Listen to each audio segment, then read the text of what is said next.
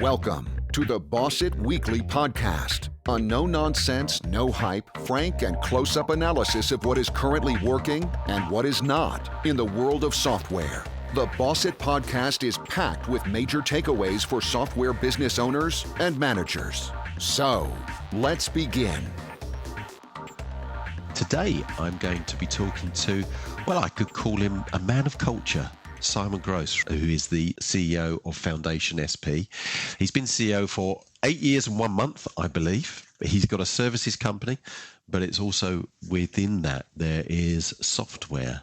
I've met Simon a number of times. I've actually been to their offices. So I know quite a bit about this company, and I thought it would make a really good topic for today's podcast. So good morning and welcome, Simon. Good morning, Mark. Thanks for inviting me. No problem. I called you a man of culture. Maybe you ought to explain that. I'm sure you are. I mean, I'm sure you are very cultured. But would I be right in saying that, you know, it is a lot about culture, what you do? Oh, professionally, I'm a man of culture, absolutely. Yeah. What a line, isn't it? Personally, I'm not sure all my friends would agree. But that's very kind of you to say. So I think with Foundation SP, as you said, we've got an established services organisation, and since the start, really, we've put the people and the culture and the values of the organisation at the heart of what we do. And I guess probably what you're alluding to was some of the great place to work wins that we've had over the years, which is great, and we've just kind of won the great place to work medium category that we're really happy about. But I guess external accolades aside, building a culture that we're proud of, where people can do their best work, is really what we've been striving to achieve since the start, really. Yeah.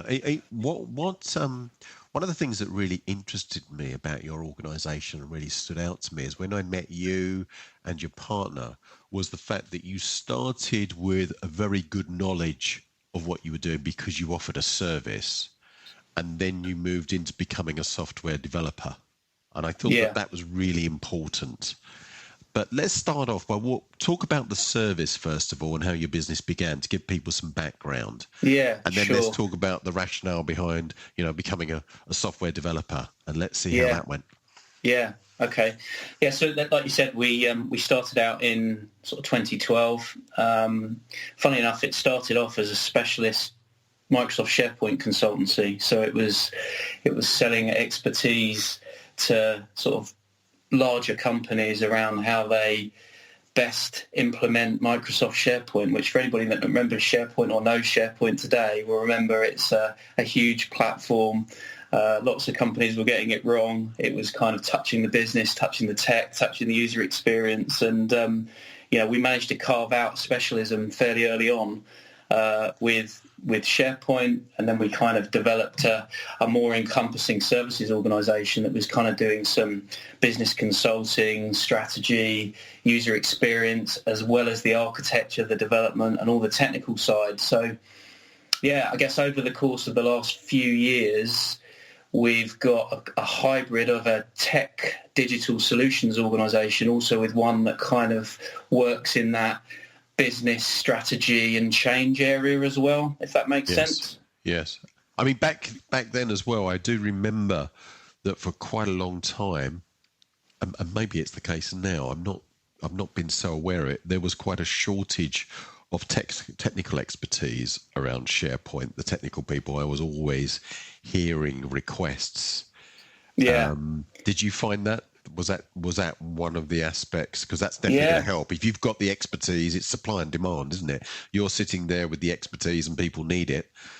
That's going to help your business no end.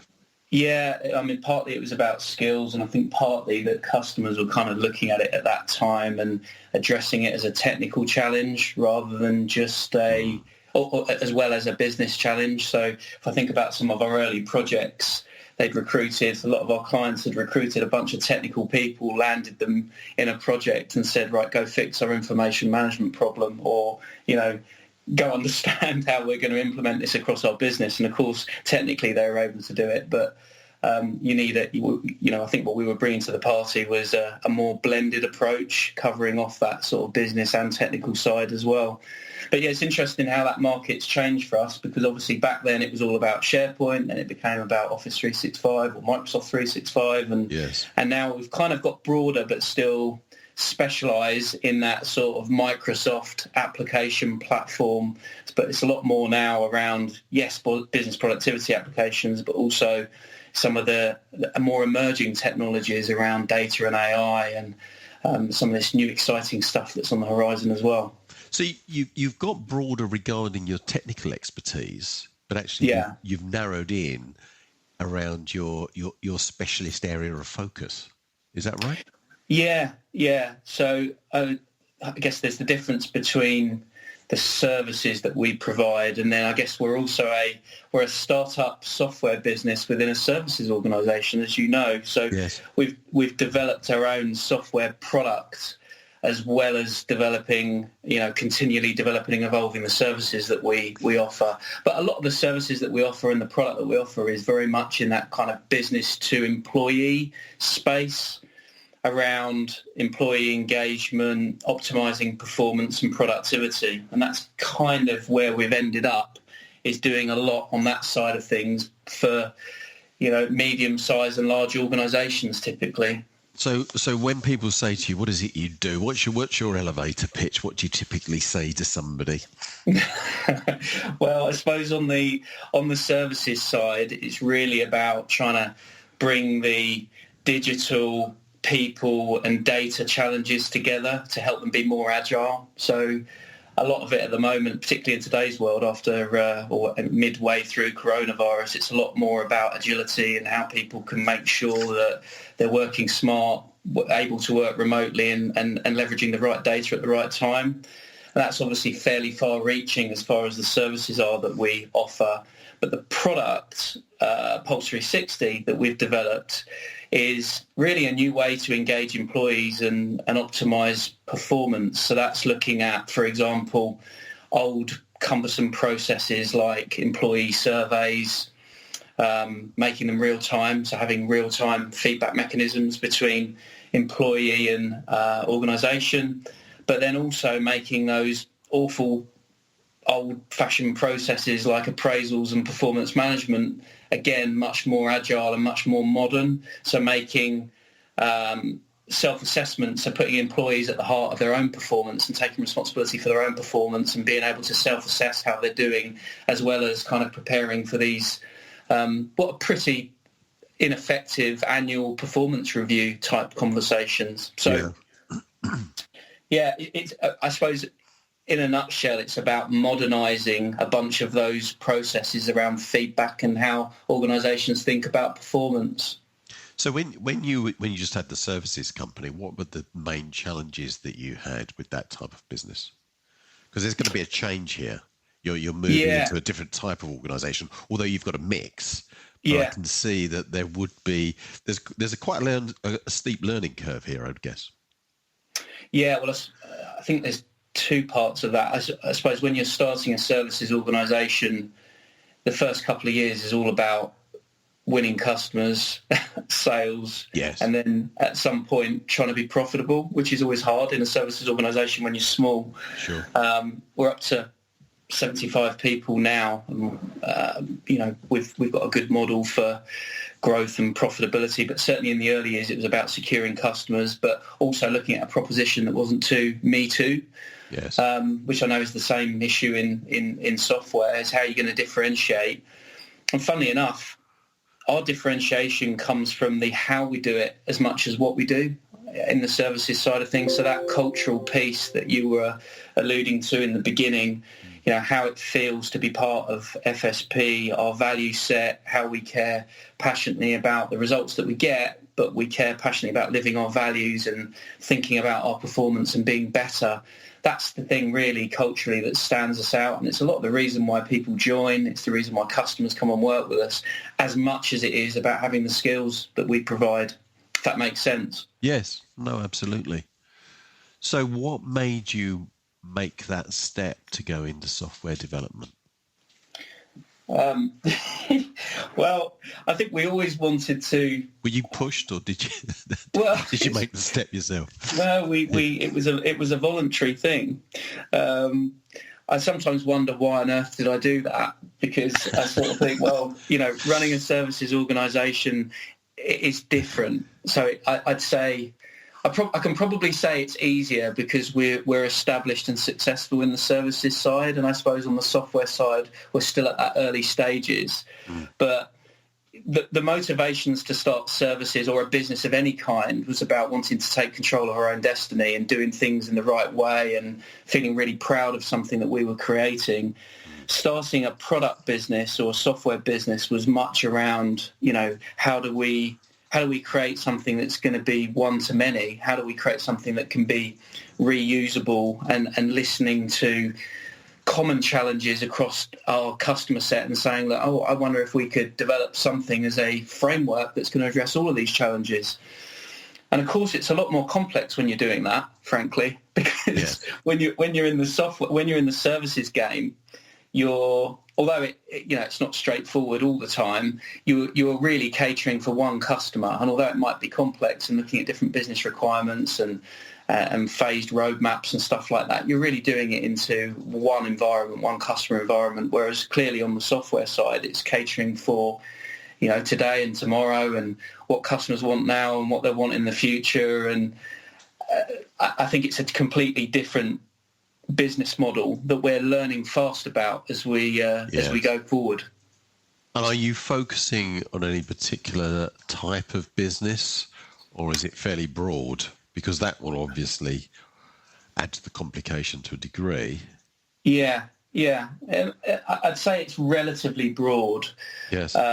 But it tends to be organisations that are people-centric. That might be an obvious statement, but some organisations really don't care about their people. Some organisations care passionately about their people, or you might have a middle ground that say they care passionately about listening to feedback, but really the leadership of the organisation or the board really don't care. Yes. So it's those organisations that believe that engaging and having that window with their people is really valuable for them, and being able to canvass opinions and the pulse of the organisation as well as listening to suggestions is of real value and innovation to the company. Whereas I suppose there are organisations out there that are a lot more transactional, traditional and old school that might not see the value in doing stuff like that. You say old school, so you see this as a sort of a modern trend that people are becoming more aware of the value of the people within their organisation, and wanting them to stay with them, but also to enjoy their time and to be able to develop.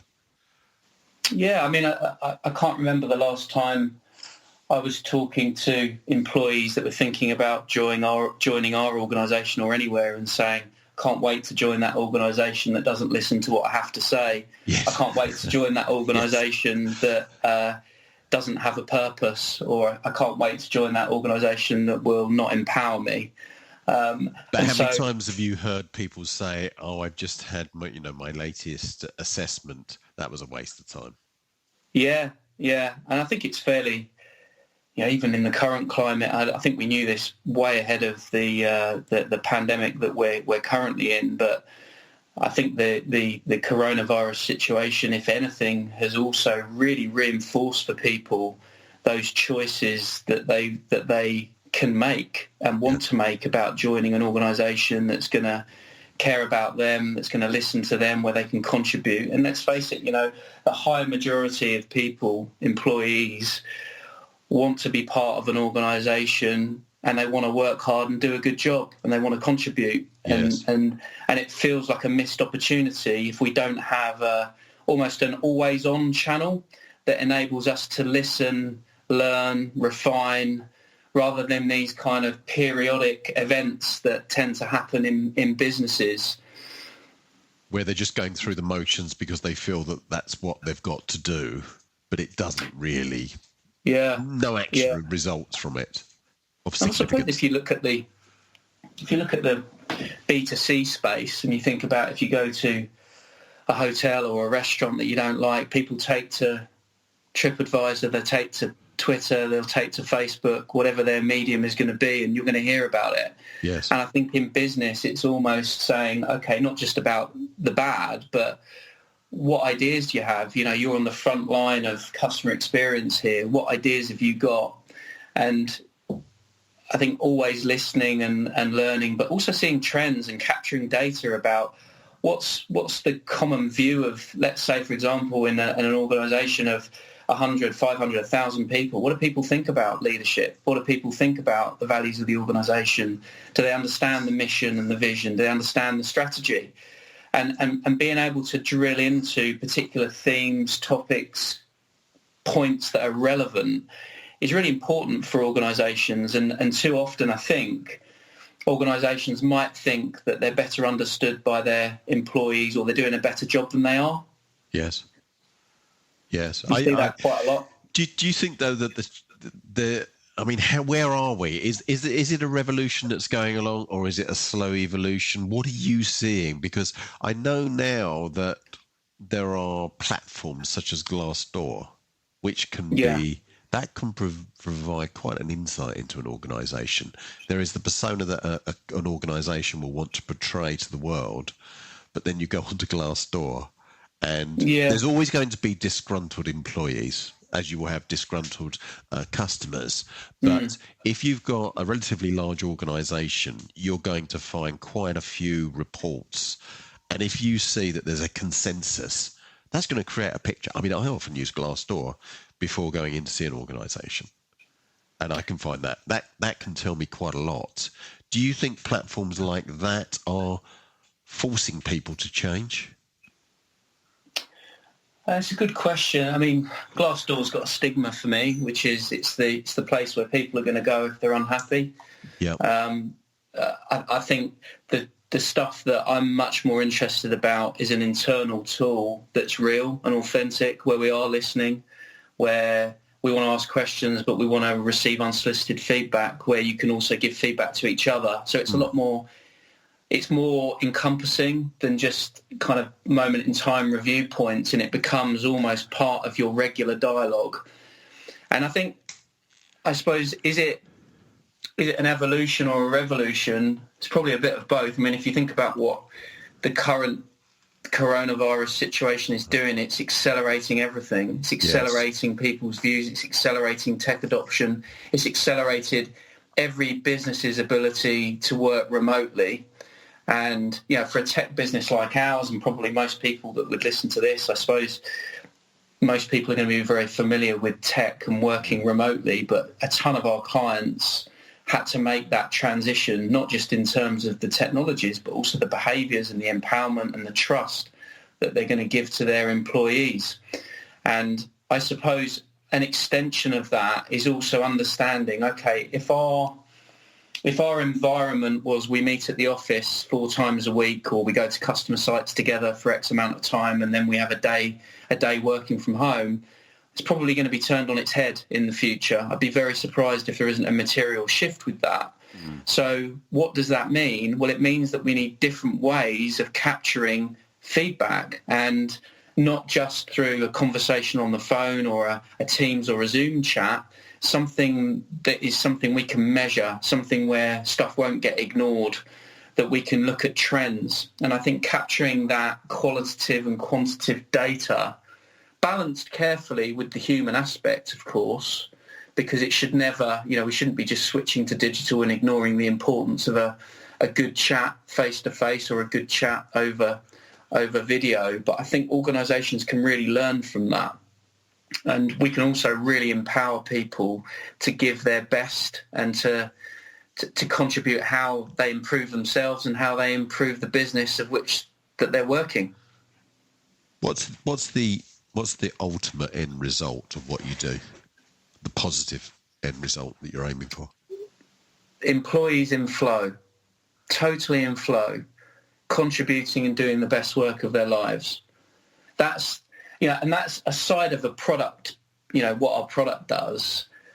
That's a vision that we've had for Foundation SP, or FSP as we refer to it, since the start as a services organisation, which is we want to create an environment where people can, A, be themselves and live their values, B, bring together a bunch of diverse, we've got 17 nationalities of 75 people, which is something we're pretty proud of, representing, a whole range of different types of people in our organisation. But the common thing is people believe in the values and the purpose of the organisation, which is we're good human beings that want to make a difference to our customers, that, yes, want to grow, and we are a profit-making organisation, but we also want to give back. But creating a platform where people love work, creating a platform where people feel that they can contribute, where they're trusted and they're empowered to do that. Well, you've done it within your own organisation, and I think that's impressive. That, to me, there's authenticity there in the fact. I've seen this a lot, and it always makes me smile, is software companies that are selling a solution, and then I ask them, so where do you use it in your own organisation? And they don't, even though that they could. They've got a need for it, but they don't even use their own solution. So the equivalent for you is, so have you got a happy workforce? And, best workplaces, 3 years running, was it? And it was small, and now it's medium-sized. You've won the award. I think that's impressive. That means there's some integrity there. I'm going to listen to what you say about it. Yeah, you've got to stand by and live what you're doing. And probably the bit that I missed out when we started, how did we get into software? Well, we got into software because we wanted to use this software for ourselves, because when we were thinking about what we needed, there wasn't anything that was doing exactly what we needed to do, what we wanted to do in terms of feedback and performance and bringing those things together. So initially we'd kind of started on this journey of building something for ourselves. But aside of the product, I think that living your own, whether it's eating your own dog food or drinking your own champagne, whatever your analogy is, yes, people will see through that really quickly. If you talk about being values-led, and then people that join, or customers that you work with, just think, well, that's a load of nonsense. It just exists on your website or on the walls, but you're not actually living it. And the thing that we're really proud of is we live it. And for good and bad, we're not perfect, despite the number one status of workplace. Sure. We're not perfect, far from it, in fact. But part of it is about never ever defaulting on the values, never ever losing sight of win-win for the business, for the employees, for the customers, for the community, but also just having this relentless pursuit of being better, and being able to look at it and say, look, we make a ton of mistakes every day, every week in our services and in our software, and let's just be really open about that and accept that that is the case, be honest and refine and move on. If that makes sense. Yeah, no, it does. And I think that's talking about an openness to your clients, your customers, but also an openness internally, which needs to be there if you're going to improve. Because if you don't have that, then those issues where you can improve are probably not going to be discussed. Because people are going to be protective, whereas they've got to be put into an environment where they have the confidence and are relaxed enough to say, that wasn't good enough, I know that. Can you help? Or what can we do differently? Whereas, and it's that. Yeah, it's absolutely that, Mark. It's almost that. Psychological safety is maybe a bit of a cliche word, overused maybe slightly, but the point behind it is very, very true. Creating an environment where you can have a safe environment for people to succeed, to make mistakes, and you can have unfiltered, direct but respectful communication. Yes. And I always say to people in our organisation, what you can expect from me is that I'll be very direct, but I'll be very respectful. I'll be looking to empower you within parameters and within guidelines, but you'll always know where you're at. And that's what the kind of environment that we're trying to encourage and foster as we move forward. And it genuinely feels like it's working. Give me some examples within your own organisation, and then perhaps we can sort of relate that sort of more widely. What are some of the changes that you've made, specific changes within your organisation, and what were the consequences of that? The first, if I think personally to start with, where it sort of starts is before, I was the CEO when we started this out in 2012, but my background prior to that was as a sales director for 8 or 9 years, and then a whole career for the other 20 years or whatever it was. Yes. In sales.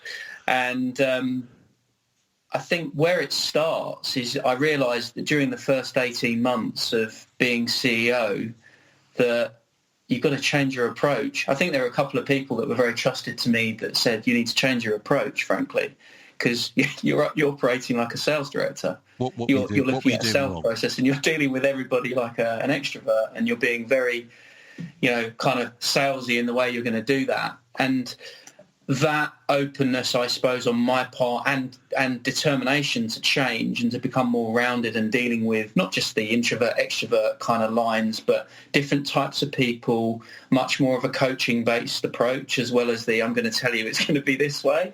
Yes. That's a learning point. And, of course, if I can be very open with people, not just back then, but all the time now about, look, I wasn't happy with exactly what I did there. It might be at a leadership level saying, look, I think I want to be better. I want you to be better. How can we do that? I want to hear your feedback. Did that work for you? It feels like culturally we've got an environment where people will be honest, and we try and see that happen from the top down as well in everything that we do, in that we're very open to listening to what landed, what resonated for you, what didn't, how did you feel about that, what could we do better? But also at the same time being, giving opinions and being direct and saying, look, this is where I'd like for us to go, what do you think? But it's kind of that co-creation, but being very open. So you use Pulse 360 within your own organisation? Yeah. I hope. Yeah, of course. It'd be embarrassing yeah. if you said no, never used it. And first of all, tell me a bit about the name. I'm assuming the 360 came from the sort of the 360 feedback idea. Yeah, exactly. So there's two parts of the product. One is around feedback. Feedback is we, as an organisation, we do pulse surveys. We do them at the moment. We do them twice a week. I know that sounds a lot, Wow. But since everybody was working remotely, we wanted to check in with, how do they feel that leadership are doing? Do they feel mentally okay? Are they set up to do the jobs that they want to be doing? So our original frequency was once a week on a pulse. Takes them 30 seconds to answer a question through a mobile device or a web browser. So pulse surveys is one. Second thing is around unsolicited kind of feedback on demand from employees. So it could be people have their insight maybe on a Sunday or of an evening or early in the morning, and they don't want to phone somebody up, but they just want to kind of send a suggestion or, give some feedback on something. Could be about HR, could be about our goals, could be about customer experience, could be about anything. So they can give some feedback and we can channel it to the right place. And then the other side of feedback is peer-to-peer, which a lot of it is recognition. It's positive recognition, but people will also ask for feedback from their peers to say, like, I did this presentation, for example, yesterday that you were at. How did you think I did? Or what one thing could I do differently? So there's a nice 360 window available to every employee to give and receive feedback. And what we can do with that is then capture the qualitative and the quantitative data that comes with that. And we try and make sure that it's giving value both for the employee, but for the organisation as well. One of the things that you spoke to me about, and I remembered thinking how important that would be to, in a way, stop problems, I think, occurring and monitoring, was this idea about engagement or lack of engagement. How do you handle that? Because I think that makes a lot of sense. And if you can monitor that and see, that changing, it can alert you ahead of time to maybe stop a problem before it becomes bigger. Yeah, absolutely. How does that actually work, though, practically? How are you going to monitor that? What is the employee going to see, and what do the managers see? How does that fit together? Well, I think the first thing is if you canvass employees for, you're going to ask them a question. How do you feel about leadership? How do you feel about the new office environment? How do you feel about our values? Do you feel that we're living them? How do you feel about your learning opportunity? Whatever you're going to ask them, you've got to expect the truth. Yes. And if you don't respond, there's only going to be so many occasions that those employees, for example, if you're going to ask them 6 questions and then you're never going to, it just goes into a black hole and the company never takes action or reports back of here's what we've heard, here's what we're doing, then it's not going to last for long. People just won't respond. But I think what we saw, I suppose the old questions when you think about engagement generally, engagement is a very complex issue. And the people were tempted to jump into that "how happy are you at work" question, which is a bit lag, and it's very, very broad because happiness might not. You've got to be more specific than that, I think. Sure. So we tend to ask a lot more focused questions about what might make up someone's fulfillment and engagement at work, and it tends to be made up of those different component parts. Do they feel that they're listened to? Do they feel empowered? Do they feel connected with their employees? Do they feel connected with the organisation? So we tend to break it down and ask very, very focused questions of individuals. And of course, with the tool, you can set it up to do it either as anonymous or as named. And we've kind of ended up going through, I think in the early days, the first sort of 3 or 4 years of doing feedback, we used to do everything anonymous, and we switched to do it as named because we felt like our organisation, or feel like our organisation, is at a point of maturity where we can be very, very open with each other, and we hope that people can feel that if they can give feedback, that we're going to be very open to listening to it. So, but every organisation has a different view on that, and some people really value the anonymous side of things, whereas other organisations prefer it to be more open. Interesting that you said. I was actually thinking exactly the same. I suppose as the organisation does improve and matures, then that openness will mean that people won't mind having their name saying, "Simon, I think you're doing a lousy job at the moment. You've really annoyed me." There should be, And you say you've got that option within your solution. Yeah, you do. Yeah, you can set it up as an organisation in whichever way you would choose to address that point. And it is a bit Marmite. So I could have an opinion that say I can give you all the reasons why I don't like anonymous, but then I could meet with another CEO or an HR director that would tell me all the reasons why it would need to be anonymous. So I don't think there's a right or wrong answer. I think it's very much a choice thing based on the type of organisation and the culture that exists, or where they're at on their journey. And do the employees have an input into that change, or could they? When they would be willing? I mean, they can give options to give anonymous feedback only. That would be one option that they would have, or you can set something organisationally that says, okay, we always want everything to be anonymous, or we always want everything to be named. So, technically, yes, it can all be done, but I suppose it's just the nuances of how an organisation wants to set something up. Yes. When you've been involved with some of these changes within organisations, what have been some of the big surprises to you that you've seen and witnessed? And tell us a little bit of background about it. Sort of tell us the story of what's happened. Yeah. Well, if you think about the 2 issues that we're trying to address, one is based around feedback, and people generally get feedback. They generally understand it, and they can generally look at their organisation and think, do we do it well or not very well? And 9 out of 10 organisations that we speak to think they could be better generally at what they do with feedback, and they see the value of doing something. If they've got it nailed, they're probably not going to want to be talking to us about that particular thing anyway. But the more complex side of things is the performance stuff, because I see engagement and how an employee performs as being intrinsically linked, but within organisations, employee engagement and surveys and that HR kind of challenge is very different to the processes that they run for performance management and appraisals.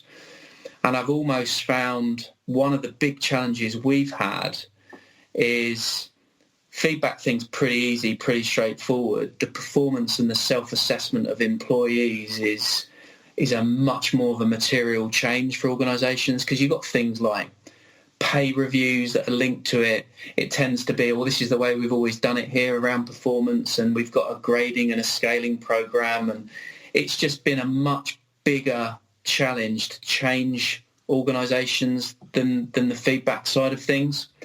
So it kind of leads me on to a point, really, that one of the lessons that we've learned and still are learning is you try and not, I suppose, in a software business, you try and not be me too. So you don't want to go and create something that someone else has already created. But at the same time, you have to be careful not to be too clever and too intellectual or to educate the market too much when they're not ready to change. Yes.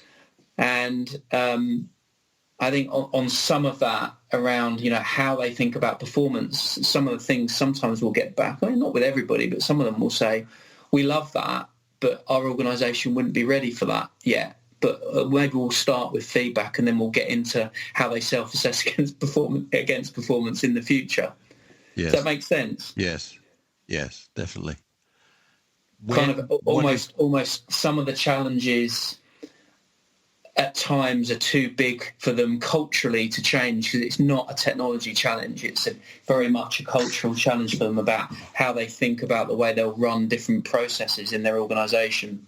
Give me an example of change that has had a very positive effect upon that company.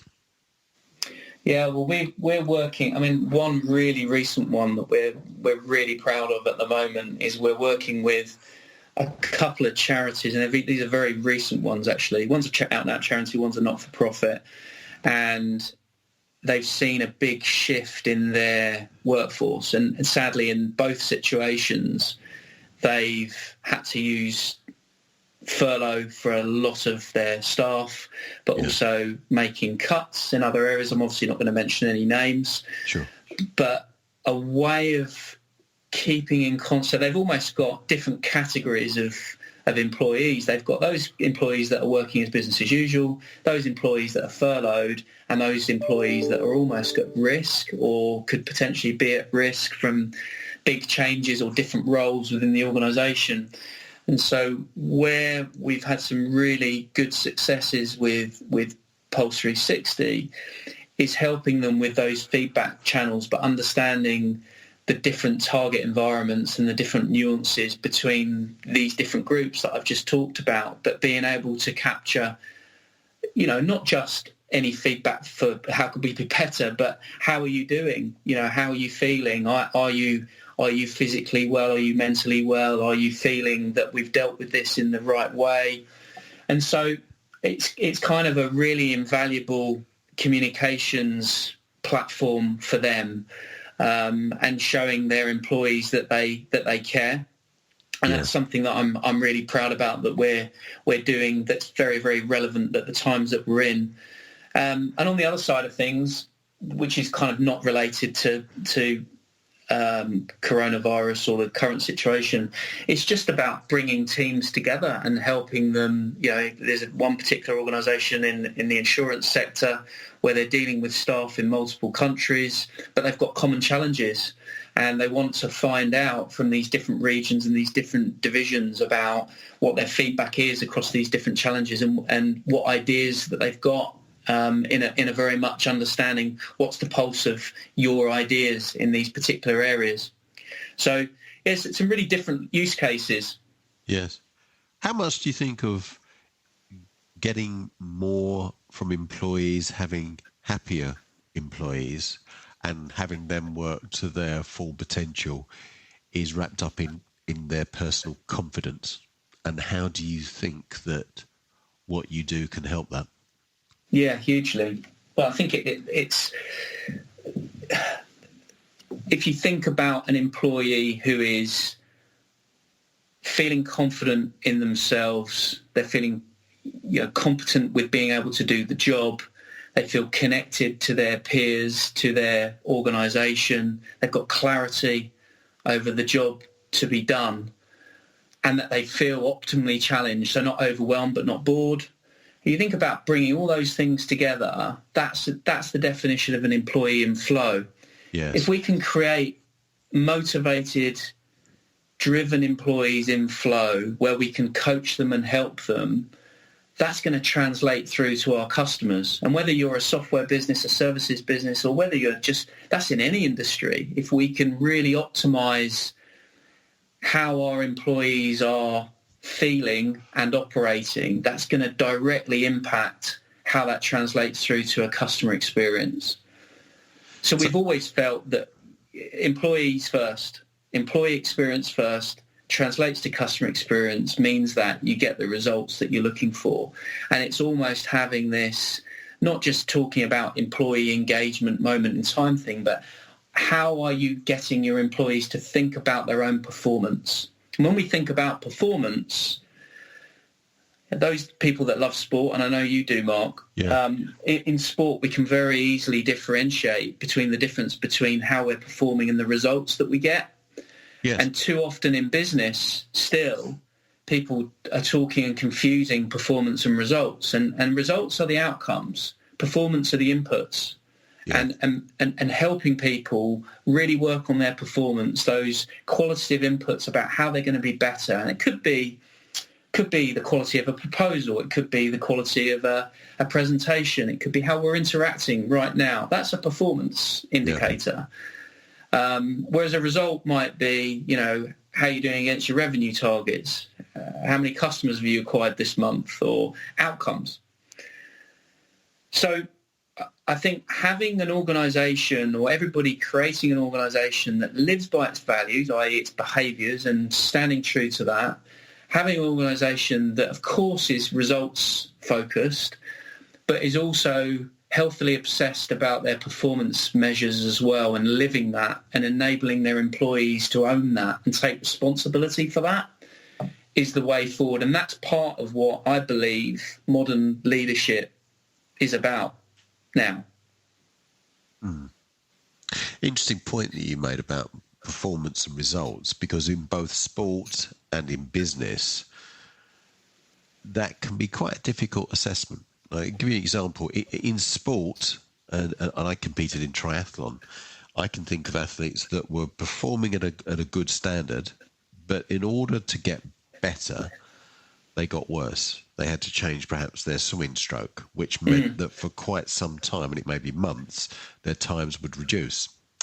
And I think that also happens in business, especially perhaps where you've got long sales cycles, where you've got people that have actually changed their performance, but the results aren't happening yet.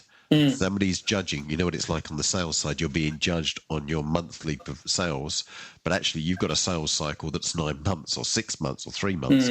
The changes you make today, they won't show until much later. And I think there's two aspects to that.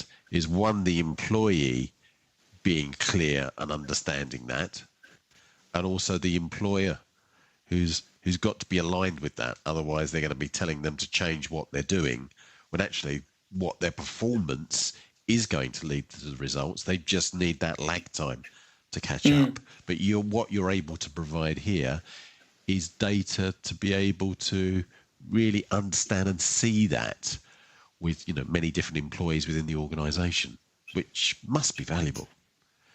And those employees that listen and take on board feedback, constructive feedback, and if we look at that thing about, feedback is a gift if it's delivered in the right way, how am I going to help this person? Or if I understand that someone's going to give me this feedback because they want me to be better, or I'm going to give you this feedback because I want you to be better, there are certain things that people can take on board that can make a very quick impact. Yes. Maybe I'd suggest that you didn't do that next time. And the only reason I'm saying that is because you alienated half the room. Yes. Or whatever it might be. But yes. And I suppose going back to the thing about if you're in sport and you're training or working on something to be better to get different results, training isn't always going to be easy. In fact, training's hard. Yes. And if it's too easy, then you kind of think, well, maybe I'm doing the wrong stuff. Maybe I need to be working on another part of my game that's going to make those differences. It's a bit like I love the Ben Hunt Davis, the Olympic rower. He came and spoke with us a few years ago, and he's got a book called "Does It Make the Boat Go Faster?" I mean, It's pretty self-explanatory. Yep, but I've I got love the that. book.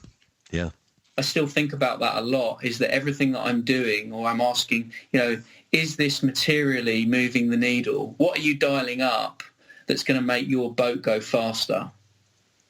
That's a very good point.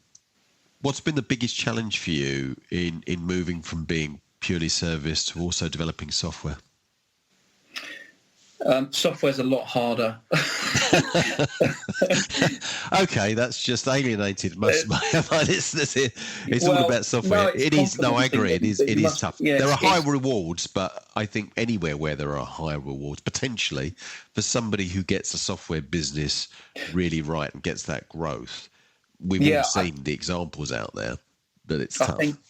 I think about this a lot in terms of the similarities and the differences around running a services organisation at scale now for us, and then building and creating a software organisation. And I guess the similarities would be customer experience is at the heart of everything that both organisations do, and trust is absolutely at the heart. Trust is the currency, isn't it? Because if we're thinking about our customer, thinking about the trust, your product, whether your product is your skills and your service, or if your product is your software, you're still selling a product. And the other similarity with that is that you've got this kind of pursuit of being better, moving your product on, but moving your services on, and also being different from other people that are out there. So they're the kind of similarities. The big differences are that, and I might have alluded to this in the beginning, that in a services organisation, clearly your customer owns the IP of what you're creating, really, in most cases, and that you're aligning your engagement to meeting their specific business requirements, their time, their budgets, their implementation, and less about the choices that you make about packaging a reusable platform, a reusable product that's clearly less bespoke. And I suppose in software, what we've seen so far is that there are, of course, we're faced with choices all the time in what we do in any business, but in software, particularly early stages, we've been faced with lots and lots of different choices about, do we go down this one or do we go down this one? Do we think about the future, or do we think more about the user? Do we think more about the mobile app or the web version? Do we think about tomorrow or today? There's a lot more scenarios and choices to make. And clearly, on many occasions, as we have done, and I'm sort of fairly open, as you know, about saying that, at certain occasions we've been stuck down cul-de-sacs, and you think, wrong choice, let's reverse out of that and then go down a different route. Yes. And I think that it's more highlighted when you're starting a software business, I've found, than in a services organisation. Because in the services organisation, you make your mistakes, you learn, you move on, whereas you've got to make a lot more clearer. You've got to be much more strategic in your choices around the software side, I've found so far. And even, although the skills of the developers might be the same, we've got essentially Microsoft platform developers working in both sides of the business. Yes. But there are distinct differences between the developer skill sets that we'd use in the product side of the business versus the customer services side of the business. So what's the big goal for the future? What do you want to see as regards to the development of Pulse 360 in the future? Where is it going to be in 5 years? Do you know? Well, we've had a good run during the last 12 months of getting early adopter customers on our platform, and we've been, if anything, cautious about not trying to scale too soon, making sure that those feedback channels that are there, so that the first 10 customers that we're using the product, that we're really listening and we're really refining what we're doing. And the overall vision for us would be that we've got a software as a service platform that our customers love, that it's absolutely critical, and it's become really business important for them as a window between their organisation and their employees, and that they're looking and they're logging in and thinking, this is great that we've managed to now got this always on channel for feedback, but how we've really moved into a different way of how we empower our employees around performance, and we've got more visibility across the organisation than we've ever had before, and we really understand what's going on. And I think as an extension to our services organisation, having a set of customers that love the services that we deliver, whether they come from bespoke services for them or services through a software product, is absolutely where we want to be, where we're making a positive difference to the way their employees are engaging and performing with their work. Yeah. And that, I suppose, in a way, that's listening to the feedback that you get from your customers as well, and being close to your market and hearing where you're having those successes and where you need to make improvements. Absolutely, yeah. Perhaps you need to use your platform with them and get some feedback. Funny enough, you should say that. We've just started switching the platform on for our services engagements with customers as well. So even with small kind of project teams on the customer side, just having Pulse 360 as the window between our team, our customer team, and the client's customer team. So it's used as a slightly different purpose, but it can be used for that. So that's I'm glad you thought of that use case, Mark. Thank you. Yeah. No, well, it shows confidence in your own solution, without a doubt. Now, it's been fascinating talking to you today on this podcast. If people want to have a look at your website, you've got two. Pulse360.io is one of them. Yes. And then Foundation SP. Is it Foundation-SP, I seem to remember? Yeah, it's foundation-sp.com. That's our kind of broader services organisation. And like you say, Pulse360.io is just an overview of the product-only side of things as well. And if people want to find out more, do you do things like webinars or seminars? How do you reach out to the market? Yeah, both. Oh, great. We've done webinars, seminars. If there's any interest at all as well, feel free to reach out on LinkedIn. I'll be responsive and connect with the right people on our side. If there was any, if anybody wants to chew the fat on the product or the services side of things, more than happy to have a chat. Yeah, because there might be some software companies out there that actually need this sort of solution internally within their organisation. Thank you very much for today. Been very interesting. Thanks for having me, Mark. No problem at all. As always, this is the Boss It podcast, talking about issues within the software sector. If you've enjoyed the podcast today, then please do like and share it. It helps to push it out into the market a little bit more. So until I speak again, go for it and keep safe. Thanks for listening.